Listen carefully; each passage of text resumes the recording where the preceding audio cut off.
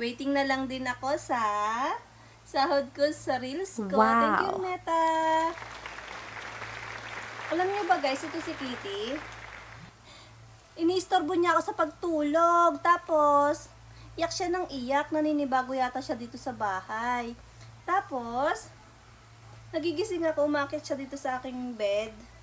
Kasi hindi ko na sinasara yung pintuan ko. Para pag gusto niyang lumapit sa akin, makakalapit siya. Tapos nagigising ako, minamasahe niya ako.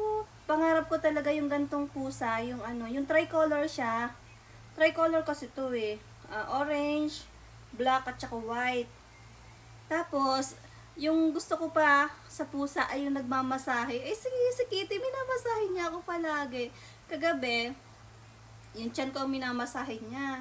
Tapos, tuwing nga magigising ako, minamasahe niya yung kilikili ko.